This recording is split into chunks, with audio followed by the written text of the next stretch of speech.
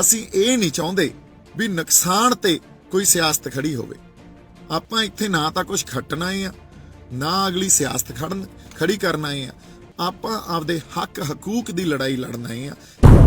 ਵਿਜਿੱਦ ਆ ਨਾ, ਪਰ ਇਸ ਵਿਜਿੱਦ 'ਚ ਸਾਨੂੰ ਵਿਵੇਕ ਵੀ ਤਾਂ ਮਹਾਰਾਜ ਨੇ ਕਿਹਾ ਵੀ ਵਿਵੇਕ ਨਾਲ ਸੋਚੋ।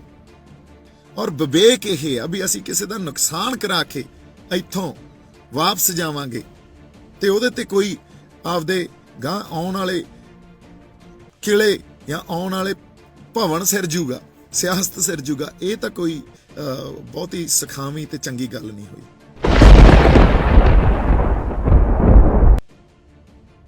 ਸਤਿ ਸ਼੍ਰੀ ਅਕਾਲ ਜੀ। ਤੰਦਰੁਸਤੀ 'ਚ ਅਸੀਂ ਚੜ੍ਹਦੀ ਕਲਾ 'ਚ ਤੇ ਮੈਂ ਆਸ ਕਰਦਾ ਤੁਸੀਂ ਵੀ ਤੰਦਰੁਸਤ ਤੇ ਠੀਕ ਠਾਕ ਹੋਵੋਗੇ।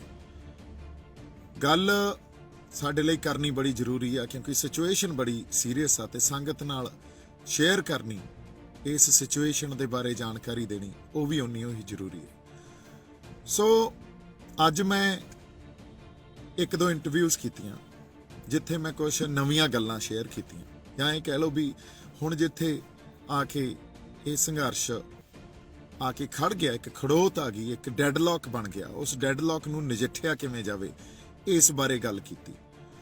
ਗੱਲ ਇਹ ਕੀਤੀ ਵੀ ਇਸ ਡੈਡਲੌਕ ਨੂੰ ਜੇ ਅਸੀਂ ਡਾਇਲੌਗ ਰਾਹੀਂ ਨਹੀਂ ਤੋੜਿਆ ਤਾਂ ਇਹਨੂੰ ਕਿਸੇ ਇਵੈਂਟ ਨੇ ਤੋੜਨਾ, ਤੇ ਇਸ ਕਰਕੇ ਸਾਨੂੰ ਡਾਇਲੌਗ ਨੂੰ ਤੋੜਨਾ ਨਹੀਂ ਚਾਹੀਦਾ, ਉਹਦੇ ਤੋਂ ਡਾਇਲੌਗ ਤੋਂ ਭੱਜਣਾ ਨਹੀਂ ਚਾਹੀਦਾ।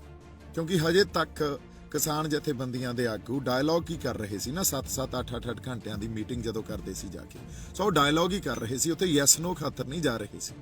ਸੋ ਆਪਾਂ ਹੁਣ ਸਿਚੁਏਸ਼ਨ ਨੂੰ ਸਮਝੀਏ। ਮੈਨੂੰ ਪਤਾ ਸੀ ਇਹ ਇੱਕ ਨਵੀਂ ਗੱਲ ਆ ਤੇ ਸੁਭਾਵਕ ਆ ਵੀ ਤੁਸੀਂ ਇਹਦੇ ਤੇ ਆਪਦੀ ਪ੍ਰਤੀਕਿਰਿਆ ਦੇਣੀ ਆ, ਤੇ ਕਈ ਬੰਦੇ ਸਹਿਮਤ ਆ, ਕਈ ਨਹੀਂ ਸਹਿਮਤ ਹੋਣਗੇ, ਕਿਉਂਕਿ ਹਜੇ ਤੱਕ ਜੋ ਇੱਕ ਗੱਲ ਸਿਰਜੀ ਗਈ ਆ ਇੱਥੇ ਵੀ ਰੱਦ ਨਹੀਂ ਤਾਂ ਗੋਲੀ। ਹੁਣ ਆ ਜਿਹੜੀ ਭਾਸ਼ਾ ਇਹ ਚੰਗੀ ਨਹੀਂ ਹੁੰਦੀ, ਕਿਉਂਕਿ ਅਸੀਂ ਦੇਖੋ ਅਸੀਂ ਗੋਲੀਆਂ ਖਾਣ ਤੋਂ, ਸ਼ਹਾਦਤਾਂ ਦੇਣ ਤੋਂ ਪਿੱਛੇ ਨਹੀਂ ਹਟਦੇ। ਸਾਨੂੰ ਪਤਾ ਜਦੋਂ ਸਾਡੀ ਸ਼ਹਾਦਤ ਗੁਰੂ ਤੇ ਹੋਵੇ, ਜਦੋਂ ਉਸ ਜਜ਼ਬੇ ਦੇ ਵਿੱਚੋਂ ਸ਼ਹਾਦਤ ਨਿਕਲੀ ਹੋਵੇ ਤਾਂ ਅਸੀਂ ਉਹ ਤੋਂ ਮੁਨਕਰ ਨਹੀਂ ਹੁੰਦੇ, ਅਸੀਂ ਪਿੱਛੇ ਨਹੀਂ ਹਟਦੇ। ਅਸੀਂ ਅਨਿਆਂ ਦੇ ਖਿਲਾਫ, ਇਨਜਸਟਿਸ ਦੇ ਖਿਲਾਫ ਹਮੇਸ਼ਾ ਹੀ ਆਵਾਜ਼ ਬੁਲੰਦ ਕੀਤੀ ਆ ਤੇ ਅਸੀਂ ਲੜੇ ਆ। ਸੋ ਪਰ ਇੱਥੇ ਜਿਹੜਾ ਹੁਣ ਵਰਤਾਰਾ ਚੱਲ ਰਿਹਾ ਉਹਨੂੰ ਸਮਝਣ ਦੀ ਆਪਾਂ ਕੋਸ਼ਿਸ਼ ਕਰਦੇ ਹਾਂ। ਆਪਾਂ ਕਿਸੇ ਗੱਲ ਤੋਂ ਭੱਜ ਨਹੀਂ ਰਹੇ, ਉੱਥੇ ਸਟੈਂਡ ਤੇ ਹੀ ਖੜੇ ਆ। ਪਰ ਇੱਕ ਟੇਬਲ ਟਾਕ ਦੀ ਗੱਲਬਾਤ ਨੂੰ, ਪੋਲੀਟੀਕਲ ਡਿਪਲੋਮੈਸੀ ਨੂੰ ਜਮਾਂ ਹੀ ਬੰਦ ਕਰ ਦੇਣਾ ਤੇ ਉਸ ਡਿਪਲੋਮੈਸੀ ਤੋਂ ਇਹ ਕਹਿ ਦੇਣਾ ਵੀ ਅਸੀਂ ਜਾਂ ਤਾਂ ਰੱਦ ਕਰੋ ਹੁਣ, ਨਹੀਂ ਤਾਂ ਅਸੀਂ ਬੈਠੇ ਹਾਂ। ਦੋ ਗੱਲਾਂ। ਇਹ ਕਿਉਂ ਕਿਹਾ ਜਾ ਰਿਹਾ, ਕਿੱਥੋਂ ਆਈ ਆ ਗੱਲ? ਸੰਘਰਸ਼ ਦੇ ਵਿੱਚ ਦੀ ਅਸਲੀਅਤ ਦੀ ਆਪਾਂ ਗੱਲ ਕਰਦੇ ਹਾਂ। ਕੁਛ ਧਿਰਾਂ ਇੱਥੇ ਜਿਹੜੀਆਂ ਬੈਠੀਆਂ, ਸਪੈਸ਼ਲੀ ਸਾਡੀਆਂ ਉਹ ਧਿਰਾਂ ਜਿਹੜੀਆਂ ਕਿਸਾਨ ਜਥੇਬੰਦੀਆਂ ਦੇ ਵਿੱਚ, ਕੁਛ ਕੁ ਧਿਰਾਂ ਉਹ ਇਹ ਚਾਹੁੰਦੀਆਂ ਵੀ ਕਿਸੇ ਨਾ ਕਿਸੇ ਤਰ੍ਹਾਂ ਕਲੈਸ਼ ਹੋਵੇ।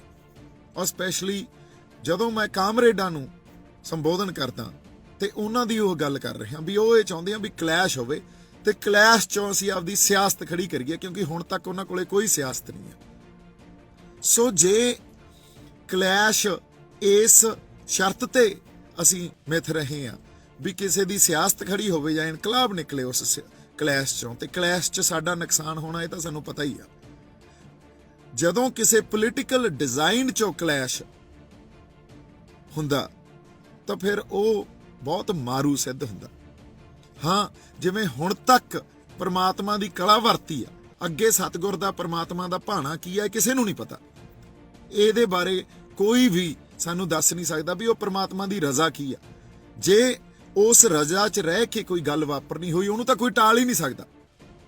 ਪਰ ਅਸੀਂ ਸੁਹਿਰਦਤਾ ਨਾਲ ਇਸ ਗੱਲ ਨੂੰ ਤਾਂ ਵਾਚਾਂਗੇ ਵੀ ਜੇ ਜਾਣ ਬੁੱਝ ਕੇ ਕੋਈ ਆਪਦੇ ਪੋਲੀਟੀਕਲ ਜਾਂ ਰਾਜਸੀ ਬੰਤਰ ਖੜੀ ਕਰਨ ਖਾਤਰ ਜਾਂ ਇੱਕ ਰਾਜਸੀ ਪੋਜੀਸ਼ਨ ਲੈਣ ਖਾਤਰ ਵੀ ਉਦੋਂ ਬਾਅਦ ਮੇਰੀ ਰਾਜਸੀ ਪੋਜੀਸ਼ਨ ਉਹ ਪੰਜਾਬ 'ਚ ਸੁਧਰ ਜੂਗੀ, ਇਸ ਗੱਲ 'ਚੋਂ ਕਲੈਸ਼ ਚ ਆ ਰਿਹਾ, ਇਸ ਗੱਲ 'ਚੋਂ ਇਹ ਗੱਲ ਚਾਹ ਰਹੀ ਆ ਵੀ ਕੋਈ ਨਹੀਂ, ਇੱਕ ਸਮੂਹਕ ਜਿਹੜਾ ਜ਼ੁਲਮ ਆ ਉਹ ਹੋਣ ਦੋ, ਇਹਦੇ 'ਚੋਂ ਹੀ ਇੱਕ ਇਨਕਲਾਬ ਨਿਕਲਣਾ ਹੁੰਦਾ। ਇਹ ਬਹੁਤ ਗਲਤ ਗੱਲ ਆ। ਐਂ ਸਿੱਖ ਨਹੀਂ ਹੋ ਸਕਦਾ ਕਦੇ, ਸਿੱਖ ਐਂ ਨਹੀਂ ਸੋਚਦਾ।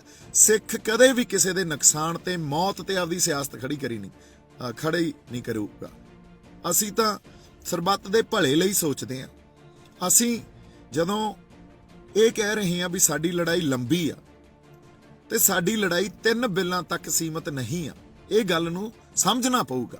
ਹੁਣ ਲੀਡਰਸ਼ਿਪ ਕੀ ਹੁੰਦੀ ਆ? ਲੀਡਰਸ਼ਿਪ ਲੋਕਾਂ ਦੇ ਦਬਾਅ ਹੇਠ ਆ ਕੇ ਗਲਤ ਫੈਸਲੇ ਨਹੀਂ ਲੈਂਦੀ। ਲੀਡਰਸ਼ਿਪ ਨੇ ਦੂਰਦਰਸ਼ੀ ਫੈਸਲੇ ਲੈਣੇ ਹੁੰਦੇ ਆ। ਦੂਰਦਰਸ਼ੀ ਫੈਸਲਿਆਂ 'ਚ ਇਹ ਗੱਲ ਹੁੰਦੀ ਆ ਵੀ ਅੱਜ ਜੋ ਸਾਡੀ ਪ੍ਰਾਪਤੀ ਆ, ਅੱਜ ਜੋ ਪੰਜਾਬੀਆਂ ਦੀ ਪ੍ਰਾਪਤੀ ਆ, ਆਪਦੇ ਆਪ ਨੂੰ ਉਹਨਾਂ ਨੇ ਦੁਨੀਆ ਦੇ ਸਾਹਮਣੇ ਜਿਵੇਂ ਪੇਸ਼ ਕੀਤਾ, ਉਹ ਬਾਕਮਾਲ ਆ। ਦੁਨੀਆ ਸਾਡੇ ਵੱਲ ਵੇਖ ਰਹੀ ਆ। ਅਸੀਂ ਹੁਣ ਦੁਨੀਆ ਦੇ ਸਾਹਮਣੇ ਕਿਸੇ ਹੋਰ ਢੰਗ 'ਚ, ਗਲਤ ਢੰਗ 'ਚ ਪੇਸ਼ ਨਹੀਂ ਹੋਣਾ। ਔਰ ਜੇ ਕਿਸੇ ਦੀ ਮਨੁੱਖੀ ਬੁੱਧੀ 'ਚੋਂ ਇਹ ਗੱਲ ਨਿਕਲੂਗੀ ਵੀ ਕਲੈਸ਼ ਕਰ ਲਈਏ ਤੇ ਦੁਨੀਆ ਦੇ ਸਾਹਮਣੇ ਪੇਸ਼ ਦਾ ਸਾਨੂੰ ਕੋਈ ਮਤਲਬ ਨਹੀਂ, ਉਹਨਾਂ ਨੂੰ ਬਦਨਾਮ ਤਾਂ ਪੰਜਾਬੀਆਂ ਨੇ ਹੋਣਾ। ਸੋ ਜੇ ਕਾਮਰੇਡ ਸਾਨੂੰ ਪੰਜਾਬੀਆਂ ਨੂੰ ਇੱਕ ਟੂਲ ਦੀ ਤਰ੍ਹਾਂ, ਹਥਿਆਰ ਦੀ ਤਰ੍ਹਾਂ ਯੂਜ਼ ਕਰਕੇ ਸਾਨੂੰ ਬਦਨਾਮ ਵੀ ਕਰ ਜਾਣਗੇ ਤੇ ਮੁੜ ਕੇ ਆਪਦੀ ਸਿਆਸਤ ਖੜੀ ਕਰ ਜਾਣਗੇ, ਇਹ ਨਹੀਂ ਦੀਪ ਸਿੱਧੂ ਨੂੰ ਕਦੇ ਕਬੂਲ ਹੋਊਗਾ। ਮੈਨੂੰ ਪਤਾ ਮੇਰੀ ਇਸ ਗੱਲ ਦੀ ਵਿਰੋਧਤਾ ਹੋਣੀ ਆ, ਕਿਉਂਕਿ ਮੈਂ ਬੜਾ ਸੱਚ ਤੇ ਵੋਕਲ ਗੱਲ ਕਰਦਾ, ਪਰ ਕਿਤੇ ਨਾ ਕਿਤੇ ਇਹ ਸਿਚੁਏਸ਼ਨ ਬਣੀ ਪਈ ਆ। ਤੇ ਜੇ ਇਸ ਗੱਲ ਦਾ ਖਦਸ਼ਾ ਮੈਂ ਕਿਉਂ ਕਰ ਰਿਹਾ, ਜਿਹੜੇ ਬੰਦੇ ਸਾਡੇ ਆਏ ਹੋਏ ਆ, ਇੱਕ ਇੱਕ ਬੰਦਾ ਬੇਸ਼ਕੀਮਤੀ ਆ। ਜਿਹੜਾ ਜਜ਼ਬਾ ਉਹਨਾਂ ਦੇ ਅੰਦਰ, ਉਹ ਕਿਤੇ ਨਾ ਕਿਤੇ ਮੈਨੂੰ ਇਮੋਸ਼ਨਲ ਕਰ ਦਿੰਦਾ, ਜਜ਼ਬਾਤੀ ਕਰ ਦਿੰਦਾ। ਉਹ ਜਜ਼ਬਾਤਾਂ ਨੂੰ ਕਿਵੇਂ ਮੈਂ ਕੰਟਰੋਲ ਕਰਾਂ, ਆਪਦੀ ਇਨਸਾਨੀਅਤ ਨੂੰ ਕਿਵੇਂ ਕੰਟਰੋਲ ਕਰਾਂ? ਸੋ ਇਸੇ ਕਰਕੇ ਜਿਹੜੀ ਪੋਜੀਸ਼ਨ ਮੈਂ ਲਈ ਆ ਵੀ ਕੋਈ ਨਹੀਂ, ਅਸੀਂ ਬੈਠੇ ਆ, ਸਾਡੇ 'ਚ ਸਬਰ ਤੇ ਸੰਤੋਖ ਵੀ ਹੋਵੇ, ਸਾਡੇ 'ਚ ਠਰਮਾ ਵੀ ਹੋਵੇ। ਅਸੀਂ ਇਸ ਪੀਸਫੁਲ ਐਜੀਟੇਸ਼ਨ ਨੂੰ ਤੋੜਨਾ ਨਹੀਂ। ਇੱਥੇ ਅਸੀਂ ਇੱਕ ਡਿਸਪਲਿਨ ਜੋ ਬਣਾਇਆ ਹੋਇਆ ਉਹ ਬਾਕਮਾਲ ਆ, ਇਹਨੂੰ ਬਣਾਈ ਰੱਖੀਏ। ਪਰ ਅਸੀਂ ਇਹ ਨਹੀਂ ਚਾਹੁੰਦੇ ਵੀ ਨੁਕਸਾਨ ਤੇ ਕੋਈ ਸਿਆਸਤ ਖੜੀ ਹੋਵੇ। ਆਪਾਂ ਇੱਥੇ ਨਾ ਤਾਂ ਕੁਝ ਖੱਟਣਾ ਆ, ਨਾ ਅਗਲੀ ਸਿਆਸਤ ਖੜੀ ਕਰਨਾ ਆ। ਆਪਾਂ ਆਪਦੇ ਹੱਕ ਹਕੂਕ ਦੀ ਲੜਾਈ ਲੜਨਾ ਆ, ਤੇ ਉਹ ਪ੍ਰਮਾਤਮਾ 'ਚ, ਸੱਚੇ ਪਾਤਸ਼ਾਹ 'ਚ, ਗੁਰੂ ਨਾਨਕ ਸਾਹਿਬ 'ਚ ਭਰੋਸਾ ਰੱਖ ਕੇ ਹੀ ਲੜੀ ਜਾ ਸਕਦੀ ਆ। ਮਨੁੱਖੀ ਬੁੱਧੀ 'ਚੋਂ ਡਿਜ਼ਾਈਨ ਬਣਾ ਕੇ ਉਹ ਲੜਾਈ ਨਹੀਂ ਲੜੀ ਜਾ ਸਕਦੀ।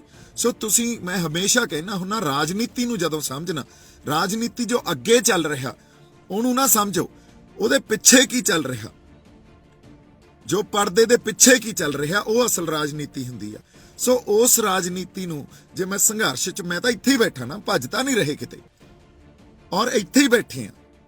ਜੋ ਮਹਾਰਾਜ ਨੂੰ ਮਨਜ਼ੂਰ ਆ, ਜੇ ਉਹਨਾਂ ਨੇ ਸਾਡੇ ਤੇ ਜਿਸ ਤਰ੍ਹਾਂ ਦਾ ਵੀ ਭਾਣਾ ਵਰਤਾਉਣਾ, ਸਾਡੀ ਜਿੱਤ, ਅਸੀਂ ਤਾਂ ਬਜਿੱਦ ਆ ਨਾ, ਵੀ ਜਿੱਤ ਕੇ ਜਾਣਾ ਤੇ ਚੜ੍ਹਦੀ ਕਲਾ 'ਚ ਜਾਣਾ, ਬਜਿੱਦ ਆ ਨਾ। ਪਰ ਇਸ ਬਜਿੱਦ 'ਚ ਸਾਨੂੰ ਵਿਵੇਕ ਵੀ ਤਾਂ ਮਹਾਰਾਜ ਨੇ ਕਿਹਾ ਵੀ ਵਿਵੇਕ ਨਾਲ ਸੋਚੋ, ਔਰ ਵਿਵੇਕ ਇਹ ਆ ਵੀ ਅਸੀਂ ਕਿਸੇ ਦਾ ਨੁਕਸਾਨ ਕਰਾ ਕੇ ਇੱਥੋਂ ਵਾਪਸ ਜਾਵਾਂਗੇ ਤੇ ਉਹਦੇ ਤੇ ਕੋਈ ਆਪਦੇ ਗਾਂ ਆਉਣ ਵਾਲੇ ਕਿਲੇ ਜਾਂ ਆਉਣ ਵਾਲੇ ਭਵਨ ਸਿਰ ਜੂਗਾ, ਸਿਆਸਤ ਸਿਰ ਜੂਗਾ, ਇਹ ਤਾਂ ਕੋਈ ਬਹੁਤੀ ਸਖਾਵੀਂ ਤੇ ਚੰਗੀ ਗੱਲ ਨਹੀਂ ਹੋਈ। ਸੋ ਜਿਹੜੀ ਆਪਾਂ ਅੱਜ ਪੋਜੀਸ਼ਨ ਲਈ ਆ, ਉਹ ਪੋਜੀਸ਼ਨ ਇਹੀ ਆ ਵੀ ਡਾਇਲੌਗ ਨਾ ਟੁੱਟੇ।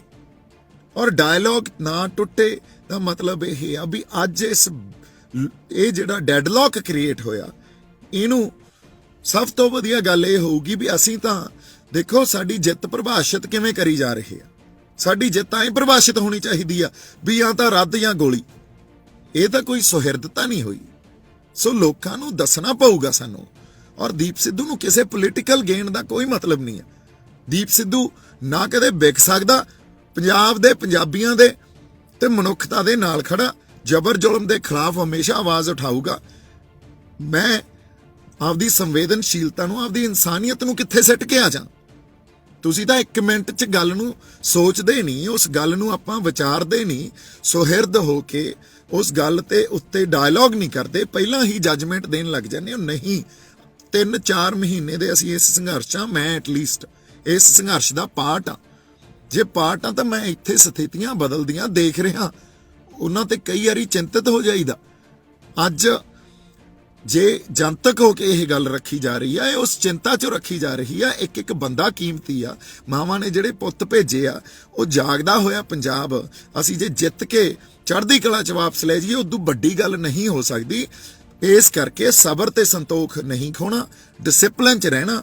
ਪਰ ਕਿਸੇ ਦੀ ਚੱਕ 'ਚ ਆ ਕੇ, ਉਹੀ ਗੱਲ ਹੁੰਦੀ ਹੈ ਨਾ ਵੀ ਕਿਸੇ ਦੀ, ਪਿੰਡਾਂ 'ਚ ਆਪਾਂ ਕਹਿੰਦੇ ਹੁੰਦੇ ਆ, ਕਿਸੇ ਦੀ ਚੱਕ 'ਚ ਆ ਕੇ ਅਸੀਂ ਕੋਈ ਪੁੱਠਾ ਕੰਮ ਨਾ ਕਰ ਸਕੀਏ ਜਾਂ ਕਰ ਦਈਏ। ਅਸੀਂ ਗੁਰੂ ਨਾਨਕ ਸਾਹਿਬ ਤੇ ਭਰੋਸਾ ਰੱਖੀਏ ਤੇ ਮਹਾਰਾਜ ਨੇ ਜੋ ਭਾਣਾ ਵਰਤਾਉਣਾ, ਉਹ ਫਿਰ ਉਹਨਾਂ ਨੇ ਵਰਤਾਉਣਾ। ਆਪਾਂ ਬੈਠੇ ਇਕੱਠੇ ਆ, ਸੰਘਰਸ਼ 'ਚ ਵੀ ਇਕੱਠੇ ਆ, ਔਰ ਕੋਈ ਢਹਿੰਦੀ ਕਲਾ ਵਾਲੀ ਗੱਲ ਨਹੀਂ ਕਰ ਰਹੇ, ਪਰ ਰੋਜ਼ ਜਿਹੜੇ ਹਾਲਾਤ ਬਦਲਦੇ ਆ ਤੇ ਜੇ ਅਸੀਂ ਕਿਸੇ ਦੇ ਹੱਥਾਂ 'ਚ ਖੇਡ ਜਾਾਂਗੇ, ਇਹ ਪੰਜਾਬ ਨੂੰ ਹੁਣ ਮਨਜ਼ੂਰ ਨਹੀਂ ਆ। ਅਸੀਂ ਜੋ ਆਪਦੇ ਆਪ ਨੂੰ ਪੇਸ਼ ਕਰ ਲਿਆ ਇੰਟਰਨੈਸ਼ਨਲੀ, ਜੋ ਸਾਨੂੰ ਸ਼ਾਬਾਸ਼ੀ ਮਿਲ ਰਹੀ ਆ, ਤੁਸੀਂ ਦੇਖੋ ਪਹਿਲੀ ਵਾਰੀ ਜਿਹੜੇ ਬਾਹਰ ਸਾਡੇ ਬੰਦੇ ਬੈਠੇ ਆ ਉਹ ਪੰਜਾਬ ਨਾਲ ਆਪਦੇ ਆਪ ਨੂੰ ਜੋੜ ਕੇ ਦੇਖ ਰਹੇ ਆ। ਉਹ ਇੱਥੋਂ ਪਹਿਲਾਂ ਤਾਂ ਉਹ ਕਿਤੇ ਨਾ ਕਿਤੇ ਟੁੱਟ ਚੁੱਕੇ ਸੀ, ਪਰ ਉਹਨਾਂ ਦੇ ਅੰਦਰ ਇਹ ਗੱਲ ਹਮੇਸ਼ਾ ਹੀ ਸੀ ਵੀ ਯਾਰ ਸਾਡੀ ਧਰਤੀ ਦਾ, ਸਾਡੇ ਲੋਕਾਂ ਦਾ, ਸਾਡੇ ਪੰਜਾਬ ਦਾ ਕੁਝ ਭਲਾ ਹੋ ਜੇ। ਉਹ ਹੁਣ ਪੰਜਾਬ ਨਾਲ ਆਪਦੇ ਆਪ ਨੂੰ ਆਈਡੈਂਟੀਫਾਈ ਕਰ ਰਹੇ ਆ ਤੇ ਉਹ ਇਹ ਗੱਲ ਕਹਿ ਰਹੇ ਆ ਵੀ we are proud of you guys. ਸਾਨੂੰ ਮਾਣ ਆ ਤੁਹਾਡੇ ਤੇ ਪੰਜਾਬ ਤੇ। ਪੰਜਾਬ ਉਹੀ ਧਰਤੀ ਆ ਜਿੱਥੇ ਗੁਰੂਆਂ ਨੇ ਜਿਹੜੀਆਂ ਸ਼ਹਾਦਤਾਂ ਦਿੱਤੀਆਂ, ਕਮਾਈਆਂ ਕੀਤੀਆਂ, ਉਹੀ ਧਰਤੀ ਆ। ਉਹ ਸਾਡੇ ਖੂਨ 'ਚ ਹਜੇ ਵੀ ਫਿਰਦੀ ਆ, ਉਹ ਵਿਅਰਥ ਨਹੀਂ ਗਈ। ਸੋ ਅਗਲੀ ਗੱਲ ਜਿਹੜੀ ਆਪਾਂ ਕਰਦੇ ਆ, ਪੰਜਾਬ ਦੁਨੀਆ ਤੋਂ ਟੁੱਟਿਆ ਹੋਇਆ ਨਹੀਂ ਆ। ਪੰਜਾਬ ਅੱਜ ਦੁਨੀਆ ਦਾ ਇੱਕ ਹਿੱਸਾ, ਮਨੁੱਖਤਾ ਦਾ ਇੱਕ ਹਿੱਸਾ, ਤੇ ਪੰਜਾਬ ਨੇ ਇੱਕ ਇਹੋ ਜਿਹੇ ਵਹਿਣ ਨੂੰ ਠੱਲ ਪਾਈ ਆ ਜਿਹਨੇ ਪੂਰੀ ਦੁਨੀਆ ਨੂੰ ਝੁਕਾਤਾ ਸੀ। ਪਰ ਇੱਥੇ ਸੁਹਿਰਦਤਾ ਨਾਲ ਤੇ ਮਹਾਰਾਜ 'ਚ ਵਿਸ਼ਵਾਸ ਰੱਖ ਕੇ, ਗੁਰੂ ਨਾਨਕ ਸਾਹਿਬ 'ਚ ਵਿਸ਼ਵਾਸ ਰੱਖ ਕੇ ਹੀ ਸੋਚਣਾ ਪਊਗਾ ਨਾ। ਮਨੁੱਖੀ ਬੁੱਧੀ ਨਾਲ ਜੇ ਡਿਜ਼ਾਈਨ ਪੈਦਾ ਕੀਤੇ ਜਾਣਗੇ ਤੇ ਉਹਦੇ ਤੇ ਕੋਈ ਸਿਆਸਤਾਂ ਖੜੀਆਂ ਕਰ ਰਿਹਾ, ਇਹ ਗੱਲ ਮਨਜ਼ੂਰ ਨਹੀਂ ਆ। ਟਰੂ ਲੀਡਰਸ਼ਿਪ ਇੱਥੇ ਸਾਨੂੰ ਚਾਹੀਦੀ ਆ ਤੇ ਇਸ ਕਰਕੇ ਮੈਂ ਜਿਹੜਾ ਖਦਸ਼ਾ ਸੀ ਉਹ ਤੁਹਾਡੇ ਨਾਲ ਸਾਂਝਾ ਕੀਤਾ। ਮੇਰੇ ਵੱਲੋਂ ਹਮੇਸ਼ਾ ਹੀ ਬਹੁਤ ਸਾਰਾ ਪਿਆਰ, ਸਤਿਕਾਰ। ਦੀਪ ਸਿੱਧੂ ਅੱਜ ਵੀ ਤੇ ਹਮੇਸ਼ਾ ਤੁਹਾਡੇ ਨਾਲ ਖੜਾ, ਜਦੋਂ ਮਰਜ਼ੀ ਪਰਖ ਲਿਓ, ਸਮਾਂ ਵੀ ਦੱਸ ਦੂਗਾ। ਜਿਉਂਦੇ ਵਸਦੇ ਰਹੋ, ਖੁਸ਼ ਰਹੋ, ਆਬਾਦ ਰਹੋ। ਅਰਦਾਸ ਕਰੋ ਵੀ ਅਸੀਂ ਇੱਥੋਂ ਇੱਕ ਚੰਗੀ, ਇੱਕ ਜਿਹੜੀ ਐਗਜ਼ਾਮਪਲ, ਇੱਕ ਉਦਾਹਰਨ ਸਿਰਜ ਕੇ ਤੇ ਜਦੋਂ ਆਪਦੇ ਘਰੇ ਜਾਣਾ, ਜਿੱਤ ਕੇ ਤੇ ਚੜ੍ਹਦੀ ਕਲਾ 'ਚ ਘਰੇ ਜਾਈਏ। ਸਤਿ ਸ਼੍ਰੀ ਅਕਾਲ ਜੀ। ਸਿੱਖ ਧਰਮ ਦੀ ਹਰ ਗਤੀਵਿਧੀ ਅਤੇ ਗੁਰਬਾਣੀ ਵਾਸਤੇ ਹੁਣੇ ਸਬਸਕ੍ਰਾਈਬ ਕਰੋ ਗੁਰਬਾਣੀ ਅਖੰਡ ਬਾਣੀ ਅਤੇ ਨੋਟੀਫਿਕੇਸ਼ਨਸ ਵਾਸਤੇ ਬੈਲ ਨੂੰ ਰਿੰਗ ਕਰੋ।